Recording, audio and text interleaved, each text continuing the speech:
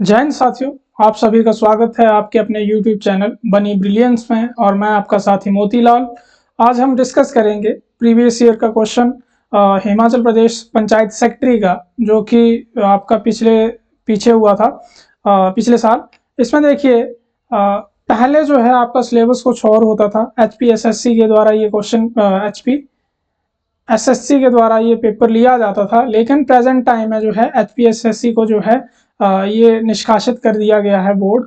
अभी आपका जो पेपर लिया जाएगा वो HPPCS के द्वारा लिया जाएगा, जिसके द्वारा ये पोस्टें निकाली गई हैं 523। अभी तक ऑफिशियल नोटिफिकेशन नहीं आई है, जैसे ही आती है तो ये आप पेपर भर सकते हैं।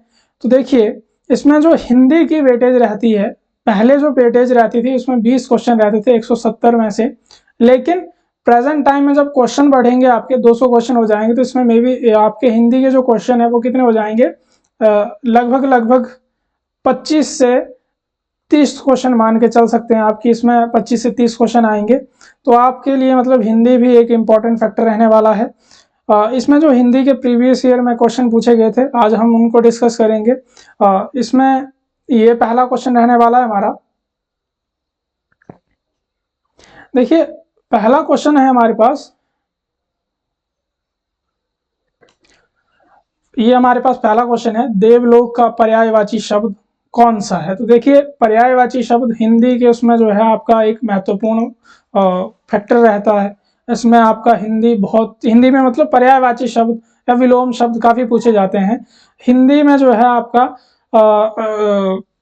शब्द का जो टॉपिक रहता है, हमारा शब्द का जो पार्ट रहता है हिंदी में, वो एक इम्पॉर्टेंट फैक्टर रहता है इसमें।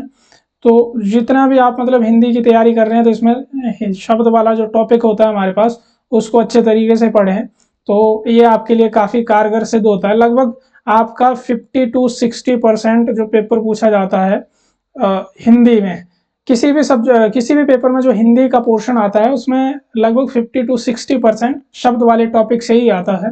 तो इसका थोड़ा सा ध्यान रखें और शब्द वाले टॉपिक को एक अच्छे तरीके से आप पढ़ लें। देवलोक के पर्यायवाची शब्द की बात करेंगे, तो देखिए आप हमारे पास जो है ऊपर के जो 3 ये ऑप्शन है, वो तो वर्तनी में भी अशुद्ध ही लग रहे हैं, लेकिन आपके पास जो आंसर रहेगा वो क्या रहेगा, स्वर्ग। ठीक है, तो पहले क्वेश्चन का जो आंसर रहेगा वो क्या रहेगा, स्वर्ग। इसके अलावा जो नेक्स्ट क्वेश्चन है हमारे पास, देखिए, आकर्षण, आकर्षण का विलोम बताना है हमने। आकर्षण का विलोम, आकर्षण जो है मतलब अट्रैक्शन जो होती है उसको आकर्षण ही कहते हैं हम। तो देखिए ना, इसके जो विलोम है वो क्या है, अनाकर्षण है, विकर्षण है, विलग्न है, प्रत्याकर्षण है। लेकिन यहाँ पे जो हमारा सही आंसर रहेगा वो क्या रहेगा, ऑप्शन नंबर बी जो है यहाँ पे सही रहने वाला है, विकर्षण। तो इसके अलावा जो हमारा नेक्स्ट क्वेश्चन आएगा, देखिए बहुत ही इंपॉर्टेंट क्वेश्चन है। यहाँ पे वर्तनी की बात करेंगे तो लगभग 3 से 4 क्वेश्चन, जहाँ पे आपके 20 के करीब क्वेश्चन पूछे जाएंगे, 25 के करीब क्वेश्चन पूछे जाएंगे। वहां पे शुद्ध वर्तनी की अगर हम बात करेंगे, तो शुद्ध वर्तनी के भी जो क्वेश्चन रहते हैं वो लगभग 3 से 4 क्वेश्चन यहाँ पे पूछे जाते हैं। ठीक है, यहाँ पे तो ये क्वेश्चन बहुत ही इजी पूछा गया है कि उन्नति का आपने क्या बताना है, शुद्ध वर्तनी बतानी है। तो देखिए, उन्नति की जो शुद्ध वर्तनी रहेगी वो क्या रहेगी हमारे पास, ऑप्शन नंबर 4 जो है यहाँ पे सही रहने वाला है, उन्नति। ठीक है, तो इसके अलावा जो चौथा क्वेश्चन आएगा हमारा, देखिए चौथा क्वेश्चन है हमारे पास, निम्नलिखित में से कौन सा शुद्ध शब्द है। तो देखिए, अगर शुद्ध शब्द की बात करेंगे तो आपके पास जो उज्ज्वल लिखा हुआ है, उज्ज्वल भी बहुत बार पूछे जाने वाला शब्द है ये। हिंदी में लगभग आप मान के चलिए कि हर तीसरे या चौथे पेपर में हिमाचल प्रदेश के ये पूछा जाता है। तो इसका ध्यान रखना है आपने। उज्ज्वल में क्या होता है, जो ये ज लिखे जाते हैं, ये लिखे जाते हैं आपके दोनों के दोनों क्या होते हैं, ये दोनों के दोनों जो है आपके आधे लिखे जाते हैं। ठीक है, और इसका संधि विच्छेद की बात करेंगे तो उत्धन ज्वल होता है। मतलब इसमें संधि की बात करेंगे तो उज्ज्वल में जो संधि होती है आपकी कौन सी होती है, व्यंजन संधि होती है। ये भी ध्यान रखेंगे, बहुत बार ये क्वेश्चन पूछा जाता है, उज्ज्वल में संधि कौन सी है, उत्धन ज्वल। इसके बाद श्रृंगार की बात करेंगे तो ये भी मैक्सिमम टाइम पूछे जाने वाला शब्द है कि श्रृंगार की आपने क्या बतानी है, शुद्ध वर्तनी बतानी है। श्रृंगार, देखिए श्रृंगार कैसे लिखते हैं हम, ये श्रृंगार की क्या रहती है, शुद्ध वर्तनी रहती है। और यहाँ पे जो हमारे पास शुद्ध शब्द है वो कौन सा है, क्वेश्चन ऑप्शन नंबर ए सन्यासी। ठीक है, तो इसका ये ध्यान रखना आपने, जो ये सन्यासी है ये सही जो शुद्ध वर्तनी है इसकी, ये पहला ही ऑप्शन जो है इसमें सही रहने वाला है। बाकी मैंने आपको श्रृंगार का बता दिया, श्रृंगार कैसे लिखते हैं, या उज्ज्वल का बता दिया, उज्ज्वल कैसे लिखते हैं। तो ये दो तो मतलब मैक्सिमम टाइम पूछे जाने वाले जो शब्द हैं हमारे पास वो कौन से हैं, ये दोनों हैं। इसके अलावा जो हमारा नेक्स्ट क्वेश्चन आएगा, ये रहा हमारा नेक्स्ट क्वेश्चन, निम्नलिखित में से शुद्ध वाक्य कौन सा है। तो देखिए अगर शुद्ध वाक्य की बात करेंगे हम, तो आपके पास 4 वाक्य दिए हुए हैं, और शुद्ध वाक्य भी हिंदी में पूछा जाने वाला एक महत्वपूर्ण टॉपिक है। यहां से भी लगभग 2 से 3 क्वेश्चन आपके पूछे ही जाते हैं। ठीक है, तो देखिएगा यहाँ पे पहला ऑप्शन देखें हम, तो क्या लिखा है कि अभिनेता महिला का सभी आदर करते हैं। तो देखिए यहाँ पे ये मतलब पहला आपका जो वाक्य लिखा हमने अभिनेता, इसकी वजह से ही आपका ये पूरा का पूरा जो है गड़बड़ हो गया। ठीक है, तो देखिए अगर हम इसमें बात करेंगे अभिनेता, तो अभिनेता नहीं होता है अभिनेत्री। अभिनेत्री महिला का सभी आदर करते हैं, तो अभिनेता, अभिनेता जो है पुरुष के लिए कहा जाता है, महिला के लिए क्या कहा जाता है, अभिनेत्री कहा जाता है। ठीक है, नेक्स्ट है हमारे पास, वहिनी जी गाड़ी से आ रहे हैं। देखिए यहाँ पे भी ये गड़बड़ी हो गई, वहिनी जी गाड़ी से आ रही हैं, अगर ऐसे होता तो फिर भी शुद्ध माना जा सकता था, लेकिन यहाँ पे क्या है, आ रहे हैं। यहाँ पे आपका मतलब लिंग का जो है फैक्टर आ गया, जिसके कारण ये अशुद्ध माना गया। नेक्स्ट देखिए, आत्मा शस्त्र से नहीं मरता। तो देखिए आत्मा शस्त्र से नहीं मरती है, तो यहाँ पे ये होना था, क्या होना था, आत्मा शस्त्र से नहीं मरती है। देखिए यहाँ पे ये चीज सही होनी थी। नेक्स्ट है हमारे पास, गुणवती महिला का सर्वत्र सम्मान होता है। तो देखिए जो महिला गुणवती होती है उसका हर जगह पे सम्मान होता है। तो हमारे पास जो शुद्ध वाक्य था, वो शुद्ध वाक्य क्या था आपका, ऑप्शन नंबर 4। तो देखिए शुद्ध वाक्य में थोड़ी थोड़ी चीजों का हमें ध्यान रखना पड़ता है। जैसे यहाँ पे क्या था, अभिनेता, अभिनेता की जगह पे क्या आना था, अभिनेत्री। यहाँ पे क्या था, यहाँ पे हमारा जो है वर्तनी में मतलब जो हमारी क्रिया थी उसकी वजह से दिक्कत आ गई। ठीक है, यहाँ पे क्या होना था, आ रही हैं, यहाँ पे भी जो हमारी क्रिया है उसकी वजह से पंगा पड़ गया। लेकिन हमारा जो सही आंसर रहा वो क्या रहा, ऑप्शन नंबर 4। इसके अलावा जो नेक्स्ट क्वेश्चन है हमारे पास, निम्नलिखित में से कौन से राष्ट्र शब्द का विश्लेषण, सॉरी यहाँ पे विश्लेषण नहीं होगा, ये यहाँ पे विशेषण होगा। ठीक है,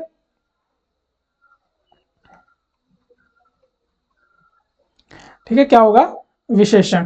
तो ये देखिए अगर हम बात करेंगे राष्ट्र के विशेषण की, राष्ट्र का विशेषण क्या होगा, आपके पास 4 ऑप्शन है, राष्ट्रीय है, राष्ट्रीयता है, राष्ट्रक है, या राष्ट्रता है। तो यहाँ पे जो हमारा सही आंसर रहेगा क्वेश्चन नंबर 6 में, वो क्या रहेगा, राष्ट्रीय। ठीक है, राष्ट्रीय जो यहाँ पे क्या रहेगा, ये विशेषण रहेगा, ध्यान रखेंगे इस बात का। इसके अलावा जो नेक्स्ट क्वेश्चन है हमारे पास, चांद पर थूकना, ये मुहावरा कह सकते हैं आप, लोकोक्ति कह सकते हैं। ठीक है, चांद पर थूकना लोकोक्ति है आपकी। ठीक है, तो देखिए आपके पास 4 ऑप्शन है इसके आंसर के लिए, किसी महान व्यक्ति पर कलंक लगाना, असंभव कार्य करना, दूर से बात करना, साहसिक कार्य करना। लेकिन देखिए आपको मतलब 4 के 4 ऑप्शन एक जैसे लिखते हैं। अब जैसे चांद पर थूकना है तो असंभव कार्य भी लग सकता है, दूर से बात करना भी लग सकता है, साहसिक कार्य भी कर सकते हैं। ठीक है, लेकिन जो यहाँ पे सही आंसर इसका बैठेगा या सही आंसर जो रहेगा वो क्या रहेगा, ऑप्शन नंबर ए। किसी महान व्यक्ति पर जब कलंक या कोई लांछन लगाया जाता है तो उसको हम क्या बोलते हैं, चांद पर थूका जा रहा है। ठीक है, तो वही बात है। तो यहाँ पे जो है सही आंसर क्या रहा हमारा, ऑप्शन नंबर ए। ठीक है, तो नेक्स्ट क्वेश्चन है हमारे पास, देखिए 8वां क्वेश्चन है हमारे पास, सब कुछ खाने वाला, सब कुछ खाने वाला, इसके लिए उपयुक्त शब्द बताइए। तो जो सब कुछ खाता है उसके लिए देखिए अगर हम बात करेंगे किसकी, मांसाहारी की, मांसाहारी की बात करते हैं तो वो मतलब जो मांस खाता है उसको हम मांसाहारी कहते हैं। ठीक है, निरामिष जो होता है ये भी जो मांस मदिरा का सेवन करने वाला होता है उसको ही निरामिष बोलते हैं। और अगर हम बात करेंगे शाकाहारी की, तो शाकाहारी क्या होता है आपका, शाकाहारी मतलब जो वेजिटेबल्स खाता है, साग पत्ती जो भी है वो खाता है, जो मांस नहीं खाता उसको हम शाकाहारी कह देते हैं। ठीक है, लेकिन यहाँ पे जो है आपका सही आंसर, सब कुछ खाने वाले को हम क्या कहते हैं, सर्वभक्षी। ठीक है, सर्वभक्षी कहा जाता है सब कुछ खाने वाले को, तो ये ध्यान रखेंगे आप। नेक्स्ट क्वेश्चन है हमारे पास, पीले हैं अंबर जिसके, मतलब जिसके पीले वस्त्र हैं, इसका समस्त पद कौन सा होगा या कौन सा है। तो देखिए पीले हैं अंबर जिसके, तो देखिए किस, ये पहली बात तो पीले हैं अंबर किसके लिए कहा जाता है, जो पीले अंबर हैं वो किसकी बात हो रही है, भगवान कृष्ण की, भगवान विष्णु की बात हो रही है, पीतांबर पीला पहनने वाले। तो यहाँ पे जो सही आंसर रहने वाला है आपका वो क्या रहेगा, ऑप्शन नंबर 2, ठीक है, पीतांबर, पीले हैं अंबर जिसके। देखिए अगर हम बात करेंगे इसमें किस चीज की, समास की, ठीक है, समास की बात करेंगे तो एक तो आपका इसमें कौन सा समास आ जाएगा, ठीक है, इसमें एक समास आ गया हमारा कर्मधारय समास। अगर ऑप्शन में आपको क्या मिल जाता है, बहुब्रीहि समास मिल जाता है, तो वो भी इसमें आ जाएगा, क्योंकि बहुब्रीहि समास भी होता है और कर्मधारय समास भी होता है इसमें, ठीक है। कर्मधारय समास में क्यों, क्योंकि गुण गुणी या विशेषण विशेष्य वाला जो समास होता है उसको हम कर्मधारय भी कहते हैं। इसमें विशेषण विशेष्य की बात की जाती है, उसमें कर्मधारय समास भी होता है, कर्मधारय समास का दूसरा नाम भी होता है वो। और साथ में इसमें क्या है आपका, इसमें बहुब्रीहि समास भी है। साथ में अगर चतुर्भुज की बात करेंगे तो इसमें बहुब्रीहि समास है, साथ में जो है आपका द्विगु समास भी है, त्रिनेत्र है, इसमें द्विगु समास भी है, बहुब्रीहि समास भी है। इसमें आपका दशानन की बात करेंगे तो दशानन में भी आपका क्या है, दशानन में भी क्या है आपका बहुब्रीहि समास भी है और द्विगु समास भी है, ठीक है। तो ये चीज ध्यान रखेंगे आप। इसके अलावा जो नेक्स्ट क्वेश्चन है हमारे पास, देखिए जहां समस्त पद के दोनों पद प्रधान होते हैं वहां कौन सा समास होता है। तो देखिए दोनों पद प्रधान किस समास में रहते हैं, एक बात तो ये होनी चाहिए आपको, ठीक है। लेकिन अगर हम बात करेंगे तत्पुरुष समास की, तत्पुरुष समास में देखिए इसमें जो है दूसरा पद प्रधान रहता है, द्विगु समास में भी दूसरा पद प्रधान रहता है, क्योंकि पहला जो होता है इसमें क्या होता है आपका, पहला पद होता है संख्यावाची, ठीक है, पहला पद क्या रहा हमारा, संख्यावाची रहा, और जो दूसरा था उसको हम प्रधान कहते हैं, प्रधान पद कहते हैं। लेकिन और अव्ययभाव समास में भी क्या होता है, पहले जो इसमें जो पहला पद रहता है वो आपका क्या रहता है, या तो उपसर्ग होगा, ठीक है, या तो उपसर्ग होगा, या क्या होगा आपका, उपसर्ग नहीं हुआ तो अव्यय शब्द होगा कोई, ठीक है। अव्यय शब्द नहीं होता है तो फिर क्या होता है आपका, इसमें जो है अव्यय शब्द नहीं होगा तो साथ दूसरा क्या रहता है इसमें, अव्यय के अलावा जो है इसमें आपका एक और रहता है, मेरे को याद नहीं आ रहा अभी, आप कमेंट में बताइएगा कौन सा आने वाला है इसमें, तीसरा क्या आता है, ठीक है।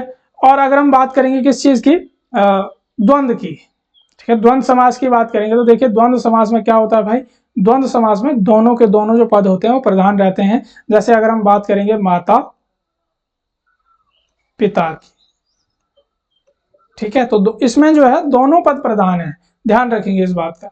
भाई बहन की बात करेंगे, पति पत्नी की बात करेंगे, जीजा साली की बात करेंगे, जीजा साला की बात करेंगे, तो इसमें जो है दोनों पद प्रधान रहते हैं, किसमें, द्वंद्व समास में। तो आपका सही आंसर क्या रहा, ऑप्शन नंबर सी। इसके अलावा जो नेक्स्ट क्वेश्चन है हमारे पास, देखिए बहुत ही इंपॉर्टेंट क्वेश्चन है, अध्यक्ष शब्द में कौन सा उपसर्ग है, उपसर्ग से भी आपको मतलब क्वेश्चन पूछे जाते हैं, ठीक है। तो ध्यान रखेंगे यहाँ पे अगर ऑप्शन की बात करेंगे तो यहाँ पे पहला ऑप्शन है आपके पास आदि, ठीक है, अध्य है या अध है, और चौथा ऑप्शन है आपके पास अधि। तो यहाँ पे जो सही आंसर है आपका वो क्या है,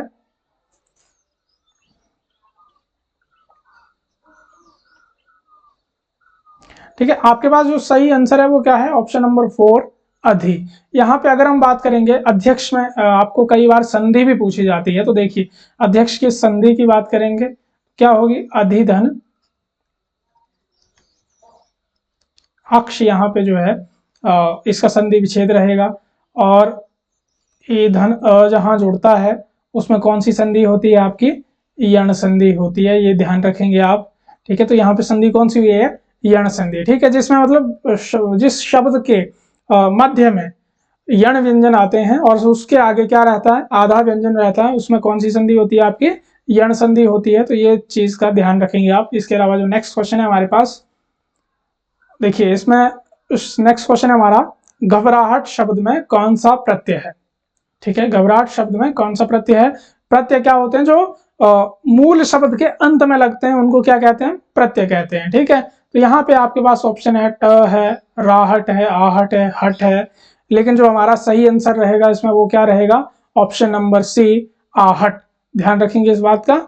इसमें जो ऑप्शन नंबर थर्ड है वो हमारा आंसर है। और मैंने आपको बताया कि प्रत्यय क्या होता है, मूल शब्द के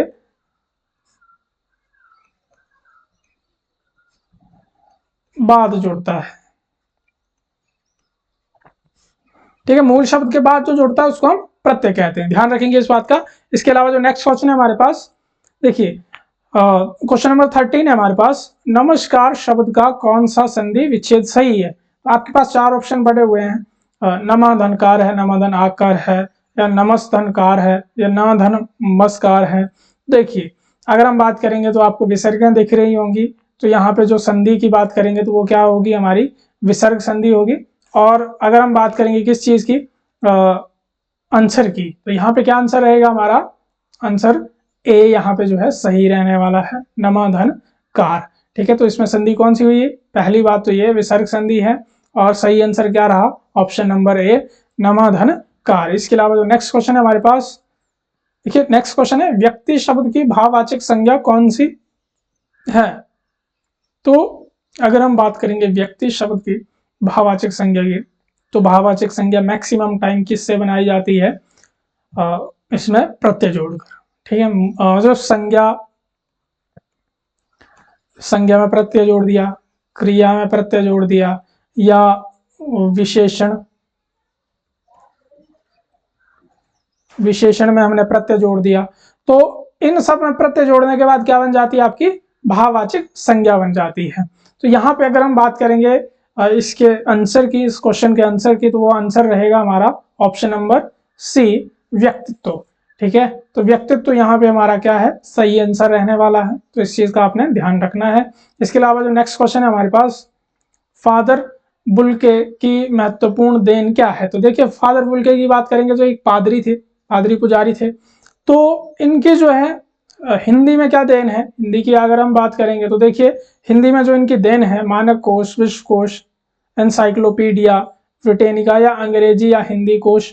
ठीक है, अंग्रेजी हिंदी कोश की अगर हम बात करेंगे तो यहाँ पे जो सही आंसर रहेगा हमारा वो क्या रहेगा, अंग्रेजी हिंदी कोश। फादर बुल्के ने जो हिंदी में एक महत्वपूर्ण देन दी है वो क्या है, अंग्रेजी हिंदी शब्दकोश की बात की है, और ये देन है इनकी। ठीक है, इसका ध्यान रखना। और ये क्या थे, आपके पादरी पुजारी थे, तो ये भी ध्यान रखेंगे आप। इसके अलावा जो नेक्स्ट क्वेश्चन है हमारे पास, देखिए बल्लवाचार्य के शिष्य कौन है। तो आपके पास चार ऑप्शन है, देव, रसखान, सूरदास, तुलसीदास। ठीक है, तो ये आपके पास चार ऑप्शन है और आपने बताना है कि बल्लवाचार्य के शिष्य कौन हैं। तो देखिए अगर हम बात करेंगे बल्लवाचार्य के शिष्य की, तो ये भी काफी बार क्वेश्चन पूछा गया है, बहुत से पेपरों में ये क्वेश्चन पूछा गया है कि बल्लवाचार्य के शिष्य कौन है। तो अगर हम इसमें बात करेंगे, इसके आंसर की बात करेंगे, तो ये आंसर आएगा आपका क्या, ऑप्शन नंबर सी, सूरदास। और सूरदास किसके पुजारी थे, सूरदास जो है भगवान कृष्ण के पुजारी थे, और इन्होंने अपनी आंखें भी फोड़ ली थी। ठीक है, तो ये भी ध्यान रखेंगे आप। इसके अलावा जो नेक्स्ट क्वेश्चन है हमारे पास, लड़काई का क्या अर्थ है। तो देखिए लड़काई की अगर हम बात करेंगे तो ये जो है इसमें क्या हुआ है, इसमें लड़का जो शब्द है हमारा, उसमें आपका आई प्रत्यय जोड़ा गया है। ठीक है, क्या प्रत्यय जोड़ा गया है, आई प्रत्यय जोड़ा गया है, और इससे आपका क्या बन गया है, लड़काई। ठीक है, तो यहाँ पे जो इसका सही आंसर रहेगा वो क्या लगेगा, यहाँ पे ऑप्शन नंबर सी, या बचपन में भी बात कह सकते हैं हम, लेकिन लड़काई की बात करेंगे तो ये लड़का धन आई से मिलकर के बना है, लड़काई। और यहाँ पे आंसर की बात करेंगे तो आंसर आपका ये भी हो सकता है बचपन में, बचपन की बात करेंगे तो उसमें भी आ सकता है, क्योंकि बचपन में जो बात होती है उसको ही लड़काई कहते हैं। ठीक है, कि आपका लड़कपन नहीं जा रहा है। ठीक है, तो ये चीज आपने ध्यान रखनी है। इसके अलावा जो नेक्स्ट क्वेश्चन है हमारे पास, कमर में पहनने वाले आभूषण का नाम बताइए। ठीक है, जो कमर में आभूषण पहना जाता है, ये भी काफी बार क्वेश्चन पूछा जाता है, कमर में पहने जाने वाले आभूषण को क्या कहते हैं। तो देखिए नुपुर की अगर हम बात करेंगे तो नुपुर को पंजेबी भी बोलते हैं, आप घुंघरू भी बोलते हैं। ठीक है, मतलब ये पैरों में पहने जाने वाली चीज है। अगर हम बात करेंगे हार की, तो हार आपकी एक हार मतलब पराजय भी होती है। ठीक है, और साथ में जो गले में पहना जाता है उसको भी हार कहते हैं। इसके अलावा जो कर्ण फूल है हमारा, कर्णफूल तो आपको समझ पता लग ही गया। कर्ण माने कान, कान के फूल मतलब कान में पहने जाने वाले जो आभूषण होते हैं उनको कर्णफूल कहते हैं। हमारे पास जो लास्ट ऑप्शन बच रहा है वो क्या है आंसर के लिए? किंकणी। ठीक है, क्या आंसर है हमारे पास? किंकणी। ठीक है, किंकणी मतलब जो कमरबंद हो, तो कमरबंद भी बोलते हैं इसको हम, ये भी ध्यान रखेंगे आप, कमरबंद भी कहा जाता है इसको। किंकणी को जो कमर में पहना जाता है उसको किंकणी या कमरबंद भी बोला जाता है। ठीक है, तो ये हमारा जो है इस क्वेश्चन में दूसरा आंसर सही रहा, दूसरा ऑप्शन जो है सही रहा। इसके अलावा जो नेक्स्ट क्वेश्चन है हमारे पास, क्वेश्चन नंबर 19, बिस्मिल्लाह खान संगीत के किस क्षेत्र में प्रतिष्ठित हैं? ठीक है, बिस्मिल्लाह खान बहुत ही बेहतरीन व्यक्ति या बेहतरीन संगीतकार कह सकते हैं इनको। देखिए अगर इनकी हम बात करेंगे ये किस से रिलेटेड हैं, तो ये जो है आपके किस वाद्य यंत्र से रिलेटेड हैं, तो ये है आपका ऑप्शन नंबर ए जो है यहाँ पे सही रहने वाला है, शहनाई वादन से रिलेटेड है। ठीक है, ये क्वेश्चन था हमारा। इसके अलावा जो नेक्स्ट क्वेश्चन है हमारा, और ये आज की हमारी जो है वीडियो का लास्ट क्वेश्चन रहने वाला है। देखिए क्वेश्चन है हमारे पास अलंकार का। क्या क्वेश्चन है? रईमन पानी राखिए बिन पानी सब सून, पानी गए न उभरे मोती मानुस चून। ठीक है, तो इसमें आपने क्या बताना है? अनुप्रा अलंकार बताना है। यहाँ पे ऑप्शन में आपके पास अनुप्रास अलंकार है, उपमा अलंकार है, यमक अलंकार है या श्लेष अलंकार है। तो आप इसमें जरूर बताइए आंसर की क्या रहने वाला है। लेकिन अगर हम यहाँ पे बात करेंगे आंसर की, तो यहाँ पे जो आंसर रहेगा वो आपका क्या रहेगा? Answer option number D. Option number D यहाँ पे सही आंसर रहने वाला हमारा श्लेष। श्लेष अलंकार क्यों है इसमें?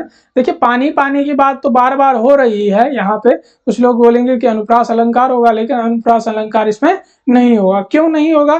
क्योंकि यहाँ पे हर बार जितने बार भी पानी की बात की गई है, तो देखिए पानी हर जगह पे अलग अलग बता रहा है, अलग अलग एक ही शब्द जो है बार बार प्रयोग हुआ है, लेकिन वो आपका क्या कर रहा है? हर बार क्या कर रहा है? और वो उसका अर्थ बदल जा रहा है। ठीक है, तो जब भी एक शब्द का बार बार प्रयोग होता है और उसका एक दो या दो से अधिक उसके जो अर्थ निकलते हैं, अगर वैसा होता है तो वहां पे जो आपका अलंकार रहता है वो कौन सा रहता है जी?